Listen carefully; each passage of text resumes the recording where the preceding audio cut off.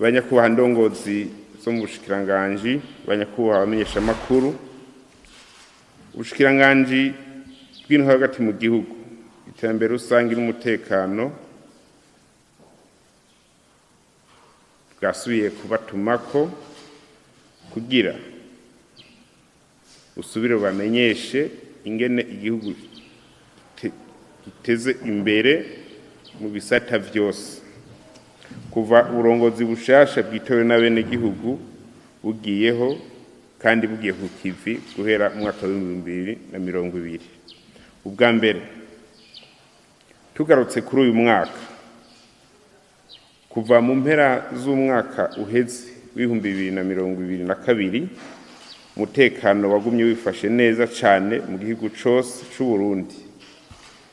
Nikimenyamenya n'umuzo w'abene gihugu bava mu bihugu bibanyi baza hano mu Burundi, aho basidukanye n'iyonka na cane cane abava mu gihugu kibanyi c'u Rwanda n'igihugu ca Repubulika Iharanira Demokarasi ya Kongo, baje guhimbaza imisi mikuru iheraheza umwaka mu Burundi. Tukaributsa ko mu misi iheze abakuru b'ibihugu bigize umuryango w'ibihugu vya Afrika y'ubuseruko EAC baherutse guhurira ngaha mu gihugu c'u Burundi mu nama y'uwo muryango yabereye ngaha i Bujumbura.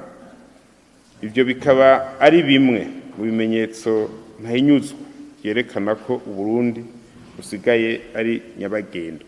Twanabibutsa ko mu ciri heze abarundi baje ari benshi cane, baje mu musi mukuru wa diaspora, aba hanze bose nka bose bari baje kugira bahimbagwe uburuhuko bari barimo. Ubwa kabiri, gushika n'ubu hagati kuri uku kwezi kwa Ruhuhuma umwaka wa 2023, igihugu kibandanya gitekanye mu mpande zose. Abene gihugu bari ku kivi ku mirimo yabo ya misi yose, kandi baguma bahimirizwa n'intwaro kwitabira ibikorwa by'iterambere rusangi ku murindi utari bwaboneke. Igihugu kibandanya rero gikamisha amahoro n'umutekano mu ntumbero yo gutera iyindi ntambwe y'iterambere nyakuri turiko twerekeza. Bwa gatatu, kuko vyahimirijwe na nyenicubahiro mu gihugu wacu c'u Burundi, abashikiranganji hamwe n'indongozi mu ntwaro baraye basozereye ikivi co kwishikira hagati mu gihugu, aho bumvirije ibibazo n'ivyifuzo vy'abene gihugu. Abo nabo baraheza bararonswa inyishu zihagije bivanye n'urwego umwe wese yari yagiye aserukiye. Ubwa kane, ivyo vyiza vy'amahoro n'iterambere Burundi burimwo rero harabo bitanezereye namba, nibo badatangwa n'ubu kuvuga aya muhe. Ubona ko ururimi rwabo rubi arukwama bashaka guca ivutu abene gihugu b'u Burundi n'aba mu Burundi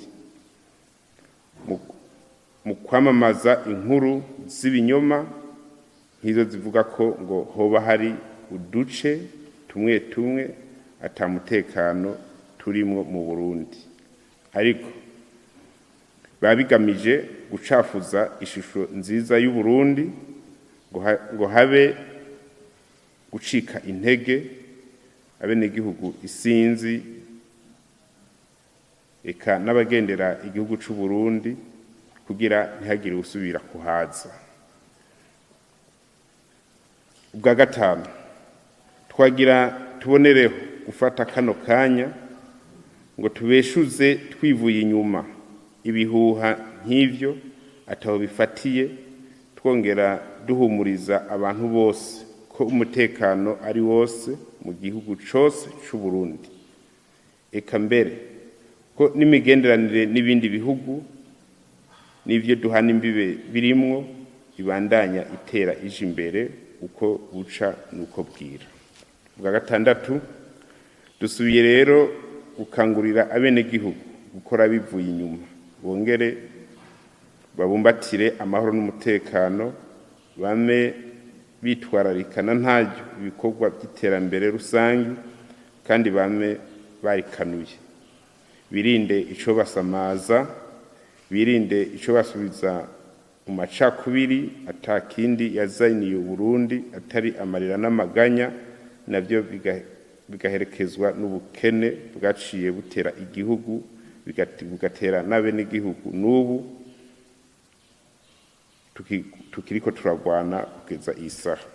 Ubwindwi aribwo bwa nyuma, turahamagariye kandi inzego z'umutekano ngo zame zabikanuye, zame zikorana neza n'abenegihugu hamwe n'izindi nzego, bafashanye byose kugira bame bakingira abenegihugu n'ivyabo, eka n'imbibe z'igihugu n'igihugu nyene cose muri rusange, gutyo intambwe y'amahoro n'umutekano tugezeko twaronse turushe ntigasubire inyuma.